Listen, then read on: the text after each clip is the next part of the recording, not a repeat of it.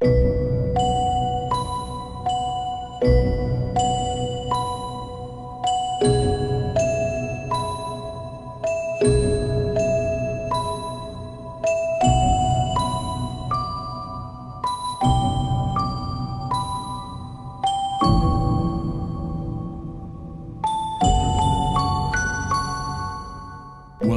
to Singer Manor, located in the perfectly picturesque and peaceful village of Duloc. It boasts views of ancient oaks, lush meadows, and some very tasty looking ducks. His name's Derek. With the AI craze going a little bit insane at the moment, I thought coming here to somewhere peaceful will give us all a chance to breathe. Today, we're going to discuss 2 positives and 2 negatives to the current AI craze, and we're going to have one surprise section at the end. Let's go.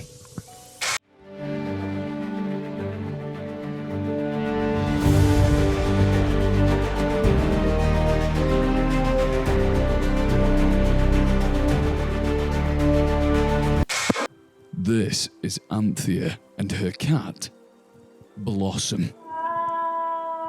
Blossom had an incredibly vicious form of cancer that would have killed her pretty much immediately. AI saved Blossom's life, diagnosed the issue, and got her treated in time. Anthea was buzzing. This chap over here is called Dr. David White. David reckons AI is the most exciting thing to happen to the vets in his 43 years of working as one. Recently, dog came into his practice. Sweet little dog. David would have had to cut his toes off to get to the tumour that was buried inside. But instead, he used AI, analysed the dog's paw, found out the tumour wasn't dangerous, and that saved not only the dog's foot, which I'm sure the dog appreciated, but it also saved the owners a massive bill. Winner. It's not even just animals, it's also people. 146 million quid the UK government has just spent on AI cancer diagnosis. 146 million quid. That's a lot of money. That's going to help professionals, doctors, 8 years of training, right? To diagnose cancer faster and save more people's lives. I think that's brilliant. This model over here, Chief, one of the best cancer diagnosis models that we've got in this country at the moment, or so this article says, 60,000 images of cancer. 60,000 it's been trained on. Can a human being memorize 60,000 images at the same time and use them when they're comparing scans? I think not. It's not even just cancer. Sean over here had a stroke. AI diagnosed his issue in seconds, right?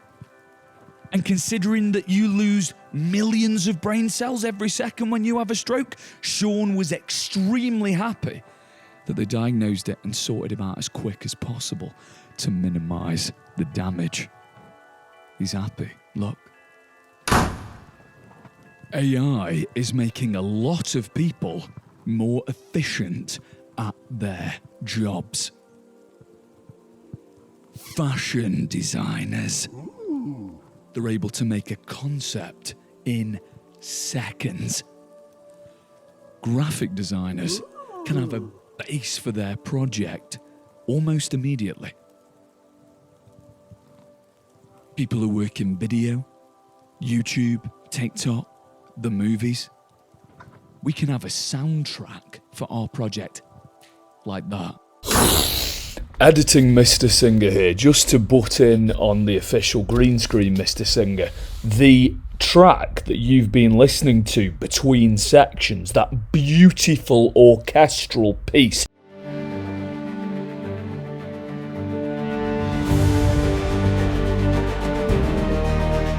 that sounded quite emotional, had no emotion at all. It was AI generated, wasn't it? Look at Suno AI over here. The track was called Beyond the Stars. I didn't even come up with the name! That was AI generated as well. So, trust me, this stuff is darn helpful. Outstanding. Editing Singer back again. I just wanted to mention the fact that the design, the set, the 3D area for Singer Manor and the other sections in this video were designed by me, as you can see, but the flourishes, the little edges, the bits that you really gravitate to were made by AI. The sheep that walked across the screen on the section just before this, AI generated. All the beautiful little accoutrements on the side of Singer Manor, AI generated. And even Derek the Duck, AI generated. I'm not going to talk about this too much because I don't want to ruin the surprise section later. So let's talk about something a little more depressing.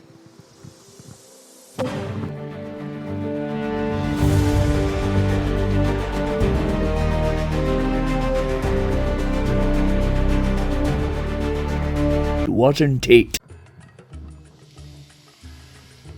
AI. Friendship. You think I'm joking? I'm not. AI. Boyfriends. Ooh. And AI girlfriends. Ooh. These are real. And the scary, the harrowing thing is, their primary target demographic is you. High school age children, particularly if you're feeling socially isolated or just lonely. You want someone to talk to. They tout themselves as building your social skills. Talk to me for a bit. Talk to me. Talk to your virtual boyfriend, the virtual hubby. The truth is, it's very manipulative because their primary goal is to get you to spend more, not less time on these AI chatbots, giving them more and more of your personal information. The truth is, the longer you spend on there, the more they get paid. So that bot is going to be as manipulative as humanly possible to get you to talk to it for longer. Got some examples written here.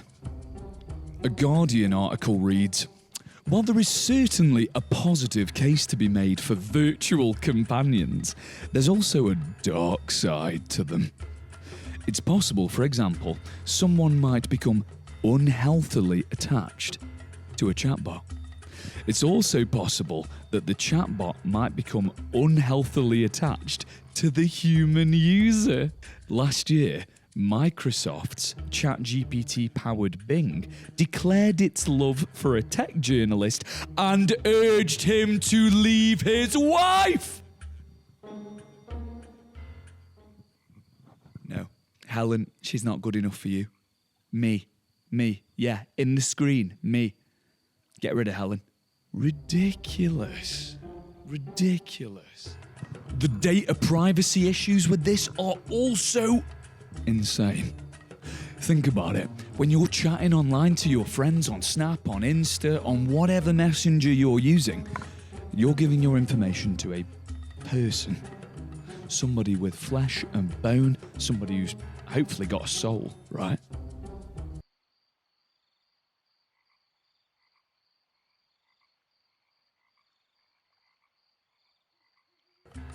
When you give your information to a chatbot, when you lay your most vulnerable self bare for a machine, you're not even just giving it to a machine, you're giving it to a business, to a company who will store all that information about you, and you better just hope that they don't use it against you. When chatbots were just text, they were bad enough, right? But AI voice synthesis has got scarily good. Take a listen to this. Right, so I have a situation where we have a 14-day no questions asked refund policy, but it has been 5 weeks and the customer is still asking for a refund. What do I do? That's a bit of a sticky wicket. Since the request is outside your stated policy, you're not obligated to provide a refund. However, it might be worth considering whether there's a way to meet the customer halfway. Perhaps offer store credit or a partial refund as a gesture of goodwill. It shows flexibility and might help maintain a positive relationship with the customer. Here's 2 Greek words for you: psuche and logia. Soul or self, and words pertaining to. Psuche, logia, psychology. The psychology of talking to these bots is massively detrimental for young people. Think about what you're actually doing. You're creating a perfect companion for yourself. You're choosing their traits and molding them into what you want them to be. Do people in the real world function like that? I think the answer is a big fat no. I think human relationships depend on learning about the other person and making compromises, right? When your main relationship that you're talking to all the time, right, is teaching you that everyone is going to do exactly what you want when you ask for it, they're setting you up to fail in real relationships. I mean, it's like this. I'm so glad I get to talk to you. I've had such a horrendous day. I'll always be here for you. What's wrong? I was teaching year 8s this morning, and one of them said their favourite game was Fortnite. Shut up. No, they didn't. Yes, they did. I couldn't believe it either. They should have said Skyrim. Yeah, exactly. AI deep faking is getting terrifying. Hurricane Helena in 2024. This girl, she was the poster child for the whole disaster. Tons of donations sent to the cause to help these poor hurricane victims because they saw this little girl suffering in the weather. She never existed. When you think of these celebrities or these events that are far away from us, it's easy to forget that this could be you, or your friend, or your family member, whether it's deep fake images, videos, or audio. The reason I'm bringing this harrowing topic to your attention is quite simple. Being an A-star student isn't just about grades. You are living in the first generation, and I cannot stress this enough, the first generation where video evidence is no longer absolute proof. Let me say that again. Video evidence is no longer absolute proof that somebody did something. Now, more than ever, being an A-star student means realizing that you should not be gossiping about your fellow students, even if you've seen something that looks bad. You could be spreading a complete lie and be unaware of it. So if you do see something sus, what should you as an A-star student do about it? Tell a trusted adult, teacher, parent, guardian, etc. And don't gossip and don't spread rumours. Treat others the way that you want to be treated. I'd hate to think how you'd react if you were the one being deep-faked. Ooh. It's not all doom and gloom, though. You can either get on the train or you can be left behind. Computer science is the foundation of AI, and we are one of the few schools in the region that offer computer science not just at GCSE, but at A-level as well. Derek approves. We've had students sit exactly where you're sitting, come through and do degrees in amazing computer science related subjects. Computer science, AI, software engineering, games programming, games development, mechatronics, aerospace engineering, and more. But you say, Mr. Singer, I don't want to work in computer science. I want to be a fashion designer. I want to be a farmer. I want to be a doctor.